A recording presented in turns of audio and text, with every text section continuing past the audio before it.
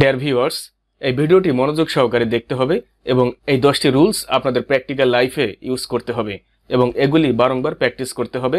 তাহলেই আপনাদের রাইটিং সাইডে যে কোনো প্রবলেম দূর হয়ে যাবে ইনশাল্লাহ।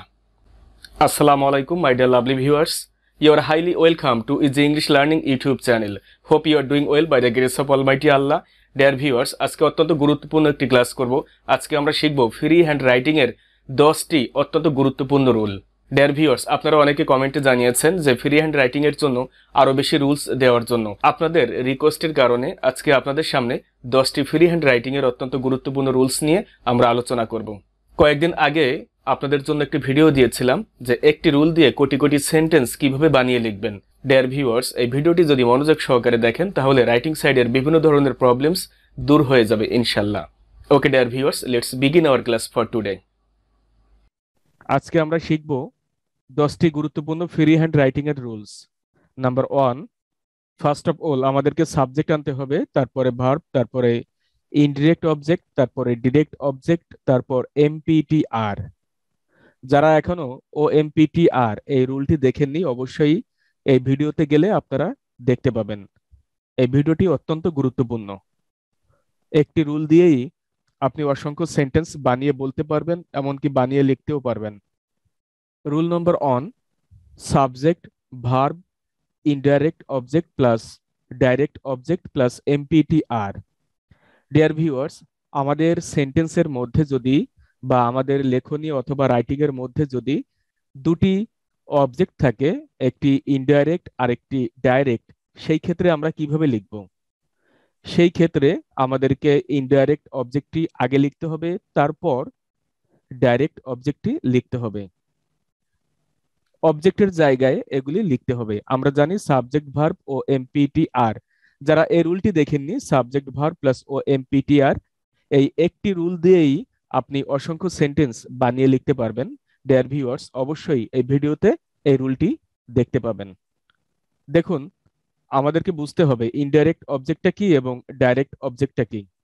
নিচে দেখুন, ইনডাইরেক্ট অবজেক্ট হচ্ছে ব্যক্তিবাচক অবজেক্ট এবং ডাইরেক্ট অবজেক্ট মানে অব্যক্তিবাচক অবজেক্ট। যার প্রাণ আছে এবং ব্যক্তিবাচক, সেটা হচ্ছে ইনডাইরেক্ট অবজেক্ট, আর যার প্রাণ নেই অথবা অব্যক্তিবাচক, সেটি হচ্ছে ডাইরেক্ট অবজেক্ট। আশা করি বুঝতে পেরেছেন। আপনাদের বোঝার সুবিধার জন্য কিছু এক্সাম্পল দেওয়া আছে। Direct objects: book, pen, computers, mobiles. এভাবে জড় বস্তু, এগুলি হচ্ছে ডাইরেক্ট অবজেক্ট। আর ইনডাইরেক্ট অবজেক্ট হচ্ছে মানুষ, যেমন man, boy, girls, he, she, they, আরো অনেকগুলি। আশা করি বুঝতে পেরেছেন কোনটা ডাইরেক্ট অবজেক্ট এবং কোনটা indirect object. So dear viewers, যখন আপনাদের সেন্টেন্সের মধ্যে দুটি অবজেক্ট থাকবে, সেই ক্ষেত্রে এই রুলটা ফলো করতে হবে। ফার্স্ট অফ অল আপনাদেরকে সাবজেক্ট বসাতে হবে, তারপরে ভার্ব, তারপরে ইনডাইরেক্ট অবজেক্ট, তারপর ডাইরেক্ট অবজেক্ট, তারপর এমপিটিআর। এম এ ম্যানার, পিতে প্লেস, টিতে টাইম, আর এ রিজন। ও এমপিটিআর এই রুলটা দেখলে অথবা এই ভিডিওটি দেখলে এগুলি পানির চেয়েও সহজ মনে হবে ইনশাল্লাহ। এক্সাম্পল দেখি। গতকাল নিয়াজ আয়শাকে একটি বই দিয়েছিল। দেখুন, এখানে দুটি অবজেক্ট। আয়শাকে একটি বই, কাকে দিয়েছিল? কাকে বা কাদেরকে দ্বারা প্রশ্ন করলে পাবো অবজেক্ট এবং ব্যক্তিবাচক অবজেক্ট পাবো, আর কি দ্বারা প্রশ্ন করলে অব্যক্তিবাচক অথবা ডাইরেক্ট অবজেক্ট পাবো। এখানে দেখুন, কাকে, আয়শাকে, এটি হচ্ছে ইনডাইরেক্ট অবজেক্ট, আর কি দিয়েছিল? একটি বই, এটি হচ্ছে ডাইরেক্ট অবজেক্ট। তাহলে আমাদেরকে লিখতে হবে, ইনডাইরেক্ট অবজেক্টটি আগে লিখবো, তারপরে ডাইরেক্ট অবজেক্টটি লিখতে হবে। দেখুন, নিয়াজ গেভ আয়শা আ বুক ইয়েস্টারডে। আগামীকাল দীপ্তি মিরাজকে একটি ল্যাপটপ দিবে। দেখুন, মিরাজ অবজেক্ট, একটি ল্যাপটপ আরেকটি অবজেক্ট। ভার্বের কাছে কি বা কাকে দ্বারা প্রশ্ন করলে আমরা পাবো অবজেক্ট, কাকে দ্বারা প্রশ্ন করলে আমরা পাবো ইনডাইরেক্ট অবজেক্ট, কি দ্বারা প্রশ্ন করলে পাবো ডাইরেক্ট অবজেক্ট। দেখুন, এখানে দুটি অবজেক্ট, যার প্রাণ আছে এবং ব্যক্তিবাচক, সেটি আগে লিখলাম। এবং যার প্রাণ নাই এবং অব্যক্তিবাচক অবজেক্ট অথবা ডাইরেক্ট অবজেক্ট সেটি পরে লিখলাম, আর বাকিটুকু রুল অনুযায়ী বসে যাবে। Mamun has told me a story. দেখুন এখানে মি হচ্ছে ইনডাইরেক্ট অবজেক্ট আর এ স্টোরি হচ্ছে ডাইরেক্ট অবজেক্ট। আশা করি বুঝতে পেরেছেন, যখন দুটি অবজেক্ট থাকবে, একটি ডাইরেক্ট আর একটি ইনডাইরেক্ট, সেই ক্ষেত্রে এই রুলটি ফলো করবেন। আর যদি দুটি ডাইরেক্ট অথবা দুটি ইনডাইরেক্ট থাকে, তখন যে কোনো একটি আগে বসালেই হবে। আমি বলতে পারি I called Mamun and Saiful. এখানে দেখুন মামুন অ্যান্ড সাইফুল এই দুটি হচ্ছে ইনডাইরেক্ট অবজেক্ট। এ কারণে কোনটা আগে কোনটা পরে এটা নিয়ে চিন্তা করার কোনো প্রয়োজন নেই, একটা আগে লিখলেই হবে। Rule number 2, subject plus verb plus direct object plus preposition plus indirect object plus MPTR. যখন আমরা দেখব ইনডাইরেক্ট অবজেক্টের পূর্বে একটি প্রেপোজিশন আছে, তখন আমরা এই ইনডাইরেক্ট অবজেক্টটাকে পরে বসাবো আর আর ডাইরেক্ট অবজেক্টটাকে প্রথমে বসাবো। আই রিপিট ডিয়ার ভিউয়ার্স, যখন দেখব একটি সেন্টেন্সের মধ্যে দুটি অবজেক্ট আছে এবং ইনডাইরেক্ট অবজেক্টের পূর্বে একটি প্রিপোজিশন আছে, তখন আমরা ডাইরেক্ট অবজেক্টটি আগে বসাবো আর প্রিপোজিশন যুক্ত ইনডাইরেক্ট অবজেক্টটি পরে বসাবো। ডাইরেক্ট অবজেক্ট এবং ইনডাইরেক্ট অবজেক্টের মাঝে প্রিপোজিশনটি বসে যাবে। এক্সাম্পল দেখুন, নাহরিন সেজুতির জন্য একটি বই কিনেছে। এখানে দেখুন সেজুতির জন্য, সেজুতির সঙ্গে প্রিপোজিশন যুক্ত আছে, এ কারণে এই ইনডাইরেক্ট অবজেক্টটি পরে বসাতে হবে আর ডাইরেক্ট অবজেক্টটি আগে বসাতে হবে। ডাইরেক্ট অবজেক্ট কোনটা? এ বুক। আর ইনডাইরেক্ট অবজেক্ট হচ্ছে সেজুতি, আর এর সঙ্গে প্রিপোজিশন থাকার কারণে এটি পরে বসবে। Nahrin has bought a book for Sejuti. আপনি যদি লেখেন নাহরিন হ্যাজ বট আ বুক সেজুতি, তাহলে ভুল হয়ে যাবে, কারণ এই সেজুতির সঙ্গে একটি প্রিপোজিশন আছে। So be careful about that. আরেকটি এক্সাম্পল দেখুন, গতকাল বাইজিৎ ফিরোজার জন্য একটি গোলাপ নিয়েছে। এখানে দেখুন ফিরোজার জন্য আর আরেকটি অবজেক্ট একটি গোলাপ, দুটি অবজেক্ট, ফিরোজার জন্য এবং একটি গোলাপ। ফিরোজা এর সঙ্গে প্রিপোজিশন যুক্ত আছে জন্য, এ কারণে এটি পরে বসাতে হবে, আর একটি গোলাপ ডাইরেক্ট অবজেক্ট, এটি প্রথমে বসাতে হবে। দেখুন, বাইজিৎ টুক আ রোজ ফর ফিরোজা ইয়েস্টারডে। দেখুন এ রোজ ডাইরেক্ট অবজেক্ট, ফর যুক্ত আছে যেহেতু ইনডাইরেক্ট অবজেক্টের সঙ্গে, এ কারণে ইনডাইরেক্ট অবজেক্টটি পরে বসালাম। পরের এক্সাম্পল দেখুন, নেক্সট এক্সাম্পল দেখুন, গতকাল হালিমা আমার জন্য একটি মোবাইল এনেছে। এখানে দেখুন আমার জন্য ইনডাইরেক্ট অবজেক্ট আর একটি মোবাইল ডাইরেক্ট অবজেক্ট। একটি মোবাইল আগে বসাতে হবে আর আমার জন্য এটি পরে বসাতে হবে। হালিমা ব্রট আ মোবাইল ফর মি ইয়েস্টারডে। দেখুন মির সঙ্গে প্রিপোজিশন যুক্ত আছে, এই কারণে এটা পরে বসাতে হবে। আর যখন ইনডাইরেক্ট অবজেক্টের সঙ্গে প্রিপোজিশন যুক্ত থাকবে না, তখন উপরের রুলটা ফলো করতে হবে। আশা করি বুঝতে পেরেছেন। প্রিপোজিশন থাকলে রুল 2 ফলো করতে হবে আর প্রিপোজিশন না থাকলে রুল 1 ফলো করতে হবে। Rule number 3, it is high time এর পরে সাবজেক্ট প্লাস ভি2 প্লাস ও এমপিটিআর অথবা পাস্ট ইনডিফিনাইট টেন্সের একটি সেন্টেন্স লিখতে হবে। দেখুন, আর ইট ইজ হাই টাইম এর মানে হচ্ছে এখনই উপযুক্ত সময়। It is high time we changed our life. এখনই উপযুক্ত সময় আমাদেরকে আমাদের জীবনকে পরিবর্তন করার। It is high time Samira developed her knowledge. এখনই উপযুক্ত সময় সামিরা তার জ্ঞানকে আরো উন্নতি করার। It is high time he completed the work here. এখনই উপযুক্ত সময় তাকে কাজটি এখানে শেষ করার। এখনই উপযুক্ত সময় তাকে কাজটি এখানে সম্পন্ন করার। দেখুন ইট ইজ হাই টাইমের পরে সাবজেক্ট প্লাস ভি2 প্লাস ও এমপিটিআর লিখতে হয়। আর রুল নাম্বার 4-এ আছে, দেখুন ইট ইজ হাই টাইম এর পরে যদি সাবজেক্ট না বসান তাহলে 2 প্লাস ভি1 প্লাস ও এমপিটিআর লিখতে হয়। যদি সাবজেক্ট দেন তাহলে 2 বসাতে হয় না, আর 2 লিখলে আর সাবজেক্ট দিতে হয় না। যদি সাবজেক্ট দেন তাহলে এখানে হবে ভি2 প্লাস ও এমপিটিআর আর যদি টু লেখেন তাহলে V1 প্লাস OMPTR, যে কোনো একটি লিখতে হবে, হয় টু, তা না হলে সাবজেক্ট। সাবজেক্ট হলে V2 লিখতে হবে, আর যদি টু লেখেন তাহলে V1 লিখতে হবে, আর OMPTR আগের মতোই লিখতে হবে। It is high time to change our life, এখনই উপযুক্ত সময় আমাদের জীবনকে পরিবর্তন করার। It is high time to forget the greedy friends from our heart, এখনই উপযুক্ত সময় আমাদের হৃদয় থেকে লোভী বন্ধুদেরকে ভুলে যাবার। এখনই উপযুক্ত সময় লোভী বন্ধুদেরকে আমাদের হৃদয় থেকে ভুলে যাবার। তারপরটা দেখুন, it is high time to complete the work here, এখনই উপযুক্ত সময় কাজটি এখানে শেষ করার। ডিয়ার ফ্রেন্ডস, আপনারা যদি সাবজেক্ট দেন তাহলে V2 লিখবেন প্লাস OMPTR, যে কাজটি করার এখনই উপযুক্ত সময়, সেই কাজটি প্লাস কে কাজটি করবে সেই সাবজেক্টটি প্লাস ভার্বটি প্লাস OMPTR, এভাবে নিয়ম অনুযায়ী বা সিরিয়াল অনুযায়ী লিখতে হবে। আই রিপিট, সাবজেক্ট দিলে V2 প্লাস OMPTR লিখতে হবে, আর যদি টু দেন তাহলে আর সাবজেক্ট লেখার প্রয়োজন নেই, এখানে to plus verb one plus OMPTR। যেমন এখনই উপযুক্ত সময় চ্যানেলটি সাবস্ক্রাইব করার, কে চ্যানেলটি সাবস্ক্রাইব করবে দেওয়া নেই কিন্তু, তাহলে আমাদেরকে টু ব্যবহার করতে হবে। সাবজেক্ট না থাকলে টু ব্যবহার করতে হবে।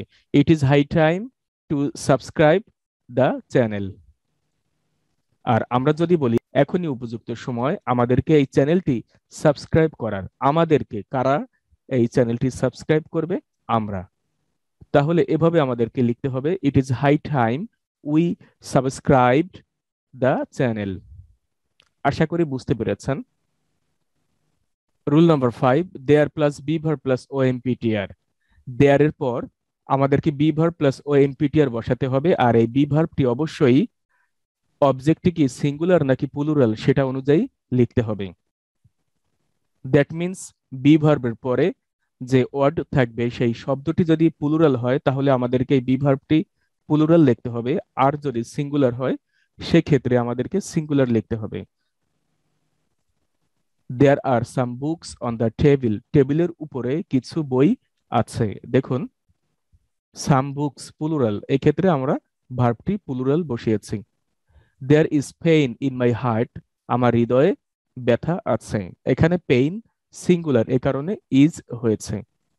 তারপরেরটা, there are many students in the field now. There are many students in the field now, মাঠে এখন অনেক ছাত্র ছাত্রী রয়েছে। দেখুন, অনেক ছাত্রছাত্রী বা অনেক স্টুডেন্টস, এ কারণে বিভার্বটি প্লুরাল হলো। আর দেয়ার সাধারণত রয়েছে অথবা আছে অথবা ছিল এই অর্থে ইউজ করতে হবে। দেয়ার সাধারণত আছে, রয়েছে বা ছিল এই অর্থে আমাদেরকে ব্যবহার করতে হবে। যেমন আকাশে অনেক পাখি আছে, there are many birds in the sky. নদীতে অনেক মাছ আছে, there are many fishes in the river. বইতে অনেক লেখা আছে, বইতে অনেক শব্দ আছে, there are many words in the book. এক দেশে এক রাজা ছিল, there was a king in a village. গতকাল রাস্তার উপরে কিছু মানুষ ছিল, there were some men on the road yesterday. এভাবে আমাদেরকে লিখতে হবে, যখন আছে, ছিল অথবা রয়েছে এই অর্থে ব্যবহার হলে সেই ক্ষেত্রে আমরা দেয়ার নিয়ে আসবো, তারপরে বি ভার্ব, তারপর আমাদেরকে OMPTR সিরিয়াল অনুযায়ী বসাতে হবে, আর কি ছিল সেটাই বি ভার্বের সঙ্গে সঙ্গেই বসাতে হবে। যেমন টেবিলের উপরে একটি বই রয়েছে, there is a book on the table. এখানে কি রয়েছে? বই রয়েছে, এজন্য বইটা বি ভার্বের পরপরই বসাতে হবে। প্রথমে দেয়ার, তারপরে বি ভার্ব, তারপরে OMPTR সিরিয়াল অনুযায়ী বসাতে হবে। আর সাধারণত দেয়ারের পর যে বি ভার্বটা হয় তারপরে ব্যক্তিবাচক প্রোনাউন বসে না বললেই চলে। আশা করি বুঝতে পেরেছেন। রুল নাম্বার 6, দেখুন, subject plus intransitive verb plus MPTR। First of all আমাদেরকে সাবজেক্ট বসাতে হবে, তারপরে ইনট্রানজিটিভ ভার্ব, তারপর MPTR।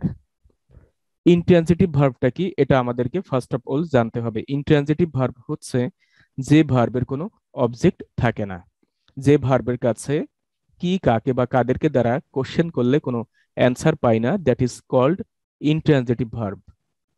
দেখুন, Ruma is sleeping now. Ruma এখন ঘুমাচ্ছে। এখানে রুমা কাকে ঘুমাচ্ছে হয় না, কি ঘুমাচ্ছে, কাদেরকে ঘুমাচ্ছে, কি কাকে বা কাদেরকে দ্বারা কোশ্চেন করলে যে ভার্বের কাছে কোনো অ্যান্সার পায় না, that is called or that verb is called an intransitive verb. Birds are flying in the sky. পাখিরা আকাশে উড়ছে। Riya goes to market often. Riya প্রায়ই বাজারে যায়। রিয়া প্রায়ই বাজারে যায়। এখানেও দেখুন অবজেক্ট নাই।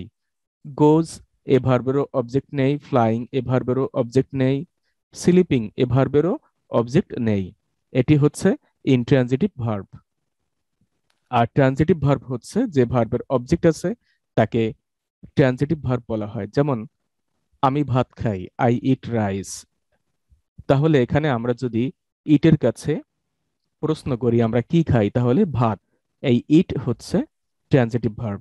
আমি বই পড়ি, আমি কি পড়ি, বই। তাহলে রিড এটি হচ্ছে একটি ট্রানজিটিভ ভার্ব। আশা করি বুঝতে পেরেছেন। Rule number 7, subject plus linking verb অথবা be verb plus adjective plus PTR.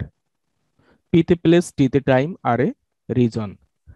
আমরা সাধারণত সাবজেক্টের পর যখন লিঙ্কিং ভার্ব অথবা বি ভার্ব বসাবো, তারপরে অ্যাডজেক্টিভ বসাবো এবং প্লেস, টাইম, রিজন এভাবে সিরিয়াল অনুযায়ী বসাতে হবে।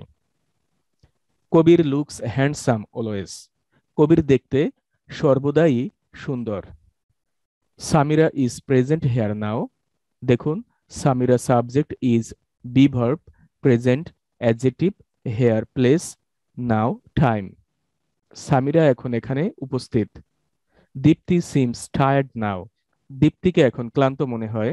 দেখুন, Dipti subject, seems linking verb, tired adjective, now time. সুতরাং আমরা বলতে পারি সাবজেক্ট লিঙ্কিং ভার্ব অথবা বি ভার্ব, এরপরে অ্যাডজেক্টিভ বসালে এরপর অ্যাডজেক্টিভ প্লাস পিটিআর। এভাবে আমাদেরকে সিরিয়াল অনুযায়ী লিখতে হবে। First of all subject, then linking verb অথবা be verb, then adjective plus PTR. সাধারণত লিঙ্কিং ভার্বের পরে অথবা বি ভার্বের পরে আমরা অ্যাডজেক্টিভ বসিয়ে থাকি। বি ভার্ব গুলো হচ্ছে am, is, are, was, were. আর লিঙ্কিং ভার্ব গুলো হচ্ছে feel, seem, look, grow, keep, remain, stay, taste ইত্যাদি। Rule number 8, inversion sentence, O MPTR plus verb plus subject. আমরা এতদিন দেখে এসেছি প্রথমে সাবজেক্ট বসাতে হয়, তারপরে ভার্ব, তারপরে ও এমপিটিআর অথবা ইটিসি অথবা এটসেট্রা। এবং এখন আমরা দেখলাম যে টোটালি উল্টো। এমনটি যদি হয় তাহলে ও এমপিটিআর সিরিয়াল অনুযায়ী আমাদেরকে লিখতে হবে, তারপরে ভার্ব বসাতে হবে, তারপরে সাবজেক্ট। অবশ্যই এই ভার্বটি এই সাবজেক্ট অনুযায়ী লিখতে হবে। টু কলেজ এভরিডে গোজ লিপি। এটা হবে Lipi goes to college everyday. Nicely is dancing Karimul. এটা হবে Karimul is dancing nicely. Nice was Mita. এটা হবে Mita was nice. Happy was he. এটা হবে হি ওয়াজ হ্যাপি। জাস্ট এভাবে যদি উল্টো লিখি তাহলে এটা হবে ইনভার্সন সেন্টেন্স। আর এই সেন্টেন্স সচরাচর অথবা ইউজুয়ালি আমরা আমাদের রাইটিং এ অথবা আমাদের রিডিং এ দেখতে পাই না। এটি সাধারণত বিভিন্ন কবিতায় ব্যবহার হয়ে থাকে। এটি সাধারণত বিভিন্ন কবিতায় ইউজ হয়ে থাকে। আর এভাবে আমরা পরীক্ষার খাতায় লিখব না, কারণ এটি কবিতায় ব্যবহার করতে হয়। Rule number 9, compound sentence. একটি নোট আছে দেখুন, two clauses are added with and, but, or. দেখুন, সাধারণত কম্পাউন্ড সেন্টেন্সগুলি অ্যান্ড, বাট, অর দ্বারা যুক্ত থাকে। এই কম্পাউন্ড সেন্টেন্সের মাঝে অ্যান্ড, বাট, অর বসাতে হয়। দুই পাশে দুটো ক্লজ থাকে আর মাঝে থাকে অ্যান্ড, বাট অথবা অর। আপনি যদি অ্যান্ড, বাট, অর প্রথমে বসান তাহলে আপনার সেন্টেন্সটি ভুল হয়ে যাবে। দেখুন, Rita called Firoza and Rita helped Firoza. Rita ফিরোজাকে ডেকেছিল এবং রিতা ফিরোজাকে সাহায্য করেছিল। এই অ্যান্ড বাট অর দ্বারা দুটি ক্লজ যুক্ত হলে সাধারণত দুটি ক্লজই সেম টেন্সে লিখতে হয়। Ripa saw me and she asked me something. Ripa saw me and she asked me something. Mo is clever and she is the first girl in school. Nasim has a car and he drives it. She is beautiful but she is dishonest. সে সুন্দরী কিন্তু সে অসৎ। সাধারণত সমজাতীয় হলে and দ্বারা যুক্ত করতে হয়। সাধারণত দুটি ক্লজ সমজাতীয় হলে অ্যান্ড দ্বারা যুক্ত করতে হয়। আর দুটি ক্লজ যদি একটি আরেকটির বিপরীত হয় সেক্ষেত্রে আমাদেরকে বাট লিখতে হয়। আর যদি দুটি ক্লজ বিপরীত হয় সেক্ষেত্রে আমাদেরকে বাট লিখতে হয়। Read your books attentively or you will fail in your exam.